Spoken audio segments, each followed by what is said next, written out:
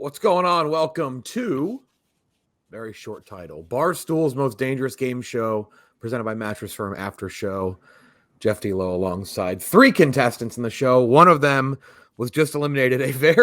I just watched it like minutes ago. Me too. So I had not seen it. A very fiery end to that episode. The second episode, the second of 5. I think there were some questions about release schedule. Just give a little reminder. The next episode airs this Thursday, which would be the 28th of July. The second to last penultimate episode next Tuesday, August 2nd, and then the finale, August 4th. I'm joined alongside Brianna, just eliminated from the show. Smitty, in his classic Smitty streaming corner. I love this. I haven't seen that in a while. That just made me very happy to see. Also, what is that? What is that? If you want something else. Okay, all right. and then Jordan. Okay. Jordan Woodruff. Hello. So many things happening whenever I'm on with Smitty anywhere, it's just chaos. Let's just get right into it. Bree, that was a very heated exchange with Jordan and Sydney at the end of that episode. You said she's being played like a puppet. It's been a while now. It's been a couple months since that happened. Thoughts watching it back for the first time? Where do you stand now? Obviously, a reminder in the context of no spoilers, as of just those first 2 episodes. Where do you stand now looking back on it? I rewatching it, I'm still mad. Like rewatching this whole show is giving me PTSD. I forgot about it. Like it seems like it was a year ago, and then rewatching it, like you forget how into the game like you really were. Like that was our life for a week, and it was like a lot. So getting voted out, I was fucking pissed. Like I was like, I hate Jordan, I hate Sydney, I hate Tommy. I'm never talking to them again. But I mean, watching it back, I think there's a couple things I could have done differently to probably avoid that. But yeah, I want to note Sass looked so uncomfortable, and he didn't pick his head up the entire end of that episode. He just held it down but underneath like his hat, and he was just laughing. He was beet red. He was so awkwardly uncomfortable in that moment. But where Jordan said it didn't bother her in the moment, and Jordan, I'll have you have a rebuttal in a second. But I mean, do you still have that animosity, Bree? Is it still there? No, of course not. Like, but during the show, at least for like a couple weeks after, I fully like hated Jordan and Sydney. I was like, no way, I don't like them. Like I was totally into the game, but now I guess it's back to reality. But if I were to stay in that situation, I probably would have hated them forever. I had heard a little bit that you snapped, and I hadn't seen it. Rowan was adamant. He's like, don't watch it until right before you do it. Try to get it like as any viewer would. And so there were a couple moments where I'm like, oh, maybe it's here, because Jordan and Sydney had a bit of a back and forth of not wanting to eliminate each other. I'm like, I wonder if Bree's going to say something here. And then it was later on, or they were, Jordan, I'm going to call it phony, the phony moment where you guys pretended that like you weren't going to be safe from the vote. And I'm like, oh, maybe Bree's going to snap there. And then it finally happened after. I was like, all right, there it is. Jordan, what's your reaction watching it back now? Because Bree was pretty mad at you, but you kind of sniped back a little bit too. You were like, I'm glad you're gone. Yeah, so 2 things. One, I like fully blacked that out. I don't remember it being that bad, Bree. And when I rewatched it, I was literally like, oh my God, this is horrible. I was so angry though in the moment too. Like I feel what Bree felt. Like it's so weird because when you're in the game show, you can have all this anger and you feel like it's your real life.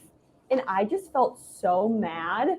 But I like fully don't remember it being that bad in the moment, and then rewatching it, I'm like, oh my God, people are going to be texting us and like, are Jordan and Bree and Sydney actually fighting? I'm just waiting for my phone to go off.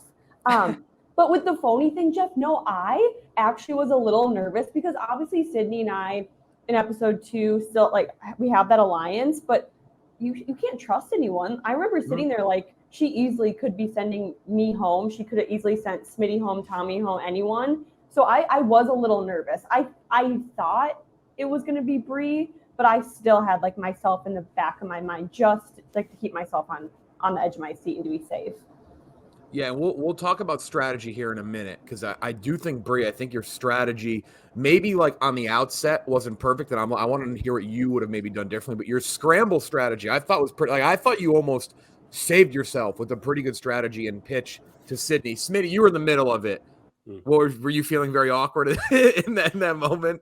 I wasn't really feeling awkward. I felt very, very safe at that time. So safe that even, as Tommy said in one of the confessionals, like me and Tommy were talking before that challenge, and we were kind of like, we don't really want to win this one solely because we don't want to vote out either Bree or Vibs and look bad in the end. So I was feeling pretty good and confident with me, Jordan, Sydney, and Tommy at that point.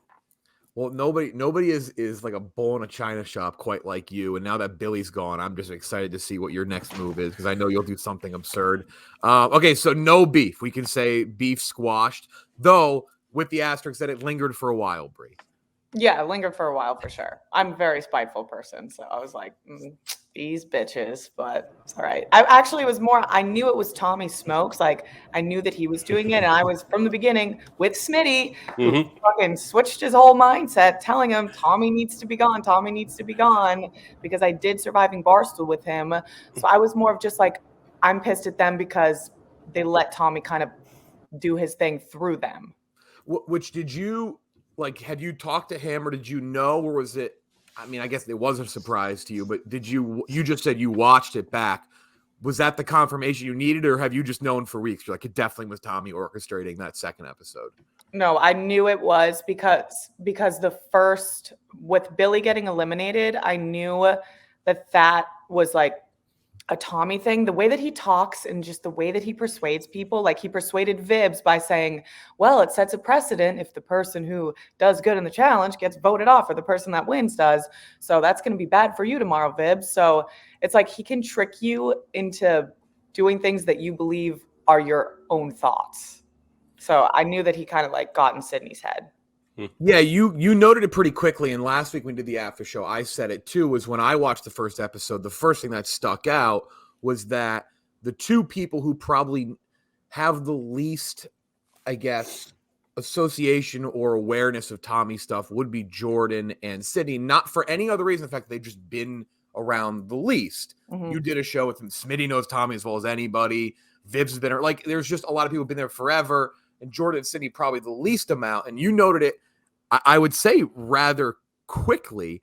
But like, do you think even like Billy, maybe in the beginning, just being so obnoxious, just kind of like ruin the idea to even just take Tommy out quickly? Like Billy put such a target on his back of just being, and I like Billy, but he was so fucking annoying that first episode. Like, what do you kind of, Vince kind of said you had to get him out.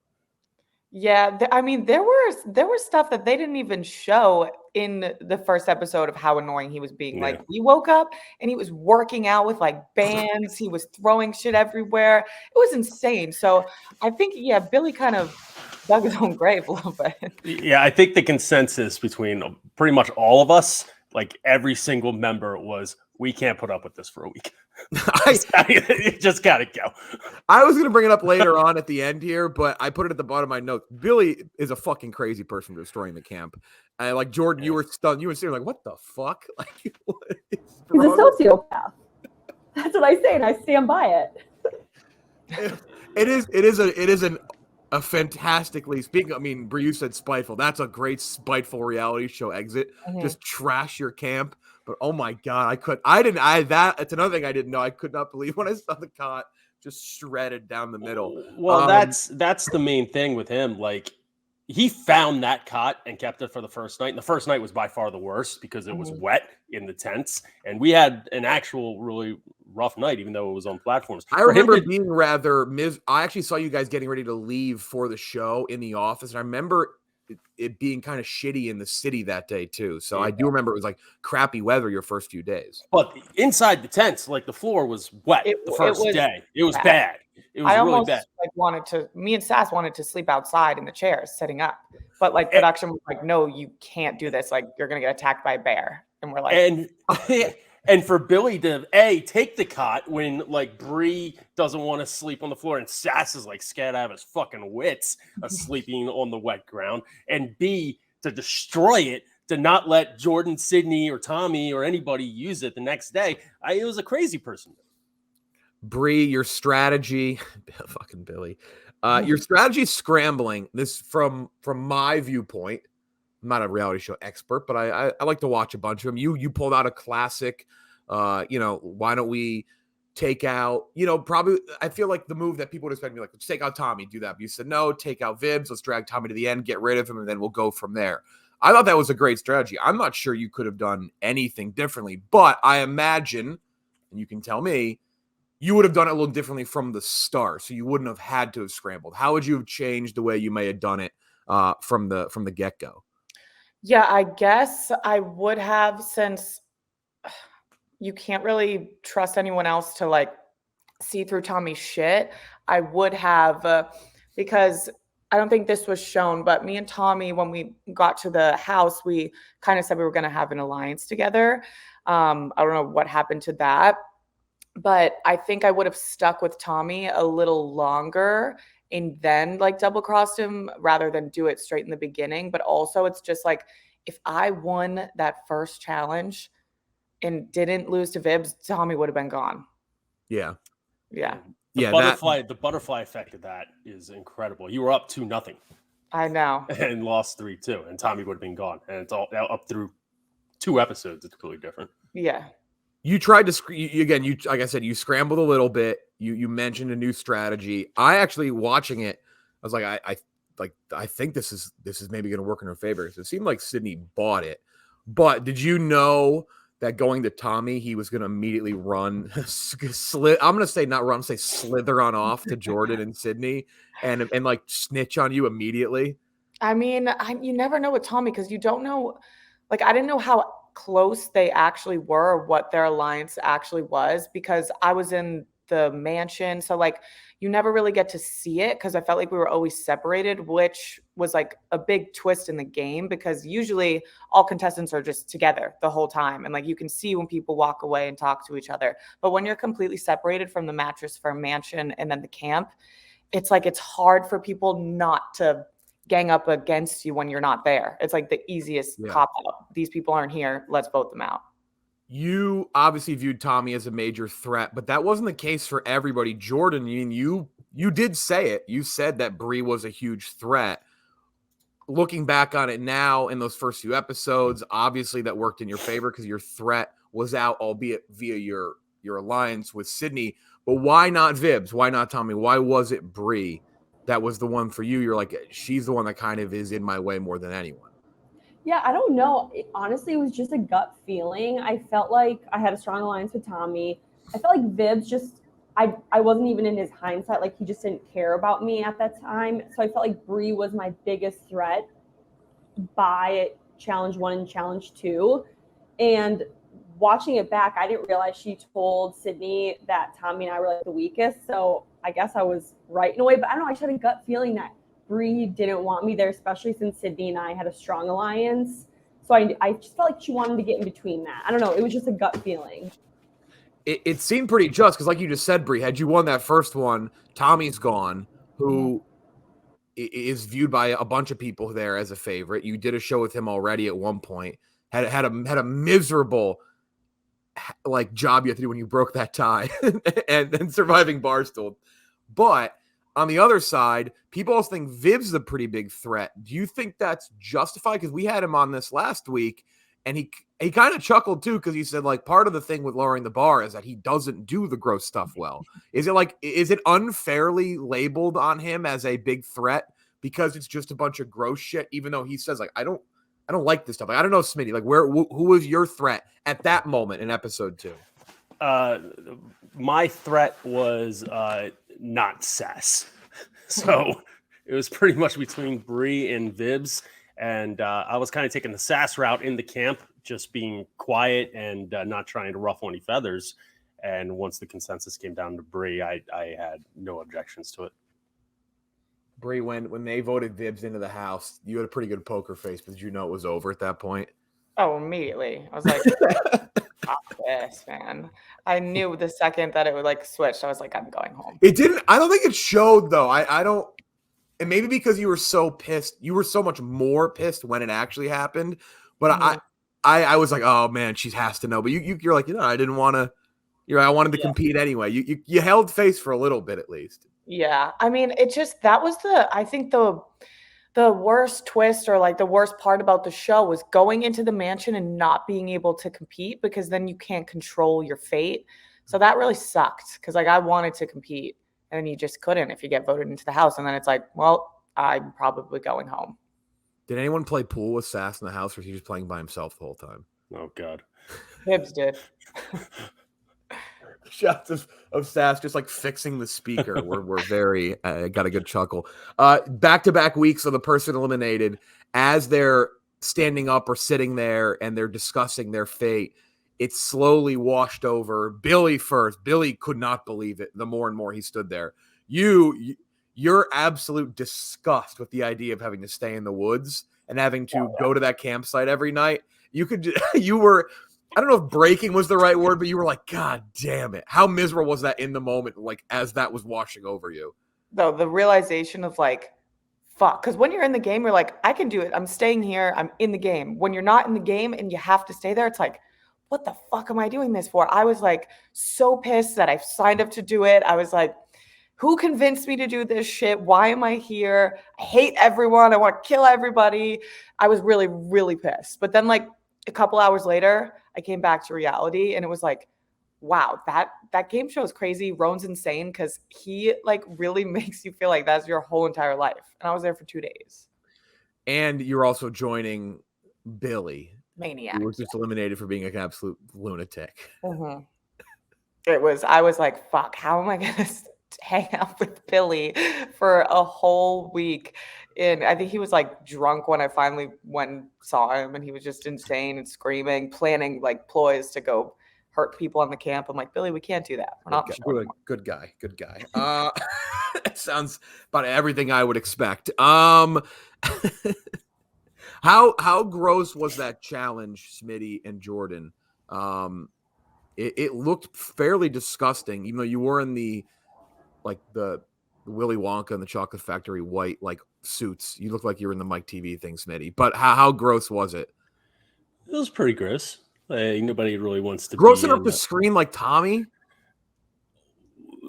Maybe not that gross. Once you're in it, it's all like kind of the same. I was kind of freaked out once I went from like squishy to like cow skull. But other than that, once you're in it, you're kind of really in it. But no, it's not something I would choose to do at will. Yeah, it was just the texture. Touching the squishy stuff was disgusting because you would think it was the ball. So you were grabbing things really hard because you wanted to grab the ball and run out and across the finish line. So you would grab things that felt like it, and then your hand would just go through it because it was like the brains, and it would just go like through your hand, and that was where I had enough. I actually think, Smitty, did you want to go into the mansion? Like Bree talks about, it's like the twist kind of sucks if you get in there because you are now not really in control. But when Roan messed with you, it seemed like you really did not want to sleep outside anymore. Roan messed with me, and that reaction was solely because Roan messed with me. And I think I called him a dick bag. I didn't want to go into the mansion because, like Bree said, at that point, it was pretty established that if you're in the mansion, you don't have control over your own destiny. And I thought after night 2, me, Jordan, Sydney, and Tommy had a pretty good alliance going, and we could all kind of manipulate the game the way we wanted to if we all just voted the right way. I'm a little surprised watching it back too, because for context for those who are watching, if you don't watch The Dozen, Smitty is on Tommy's trivia team at Barstool, and they won the season 2 championship days before they left for the show. When they left for this show, it hadn't even aired yet. Nobody knew. You actually got back from the show before you even won, I think, your first match. So you just won a championship together. And you don't seem to have a ton of camaraderie on the show. Now, granted, you were split up the first episode, and the second one, you kind of, it seems like you're leaving your teammate kind of at the trivia door, and you're just like, no, this is a new show. This is a new kind of world. Yeah, I mean, Tommy and I are friends in real life. We obviously talked about stuff going into it, but I did say that with Tommy, I'd rather be at the right hand of the devil than in his path this episode. You have any alliance? Actually, no, I'm thinking, were you in any alliance through 2 episodes? I think There was like you were like the camp dad. You're like here's where everything is. This is how it works. let's make Don't sure eliminate everyone's me. safe. Keep a low profile. Keep out of anyone's targets, and bullseyes and whatever and crosshairs. There you go. And I think it'll come out my true alliances. Jordan, Bree just gets done kind of destroying you in Sydney. You're sitting there. It seemed a little tense. You're going back to the campsite. What is going through your head at the end of episode 2? Obviously, again, let's throw it out there. We don't want to spoil anything for episode 3, but what is going through your head when you were leaving that night? Are you like, shit, is there way too much focus on myself and Sydney now? Because Bree did do that. Like the spotlight was very much on the two of you, and any kind of back and forth, oh, maybe she'll send me home, was very clearly washed away. Were you questioning maybe an allegiance, maybe needing to switch it up and take control of the game? Yeah, I feel like I did sense a little bit of a target on Sydney and myself's back. So I remember going back to the camp and just thinking, I have to find a way to stay at the camp every single night so I can play in every single competition. Because like Bree said and Smitty said, once you're in the mansion, you have no control over your destiny. So that was my biggest thing, was like, how can I keep myself at the camp and how can I hopefully win the challenges to come? Because now I was like thinking like, who else is going to be wanting to take me out? We have 3 episodes left. I can't count. Bree, you've now done 2 of these. You did Surviving Barstool. Again, you were put in a very difficult position. You had to break a tie at the end of that show. Tommy won that show. You get eliminated in this show after really like one thing breaks your way. You could have been in control right from the start. Are you retired from these? Are you now angry and you just want to go win one? Like what's the mindset now? Because the beef may be over with you, Sydney, and Jordan, but I can tell you're still very mad about it. You even said you were. Yeah. I mean, it just sucks to go do one of these and then you're like one of the first people gone because you set your whole week aside. You're like, I'm gonna do this show. So I don't know. It depends on who the cast is. I definitely will never do a show with like Tommy Smokes again because that seems to just bring hell my way every single time. But maybe in a year or so, if I'm feeling like it, I'll do another show. But for now, definitely retired. All right. Bree is retired for now, but if a non-Tommy and I assume Billy show comes her way, maybe she'll came around on Billy, to be honest. We spent a lot of time together, so I kind of had to. That's true. That's fair. That's fair. I have to just razz Billy on it. He was just ripping the cot in half is one of the most absurd things I've ever seen. Okay, 3 episodes left. Vibs, target very much on his back. I would assume from what I see now, Tommy Smokes, the shields are kind of gone now. Vibs and Tommy seem like they're the target, but Smitty pop into the picture here as a target, maybe. Smitty's name tossed around maybe a little bit as well by Bree at one point. Is Jordan, is Sydney, or is one of them going to become the target? All I know is Rowan will be very manipulative, show off that money, a lot of quips, a lot of jokes. Rowan absolutely crushing it. That's it. Bree, you've been eliminated, but you're sticking around. You're right alongside Billy Football. You're going to have, they say counsel, so it's a say in this game. Jordan's still alive. Smitty's still alive. Sydney, Vibs, Tommy. Now I'm just now forgetting everyone. And of course, Sass at the end. Sass still there. Who knows? Maybe Sass will fly under the radar and win this thing and just stay in the mansion the entire fucking time. That'd be the funniest arc would be Sass just staying in the mansion the entire time winning this thing. That's it. Thank you, Bree. Thank you, Jordan. Thank you, Smitty. Next episode is on Thursday. We'll have another after show as well. Enjoy. Thank you to Mattress Firm. This has been the after show for Barstool's Most Dangerous Game Show, presented by Mattress Firm.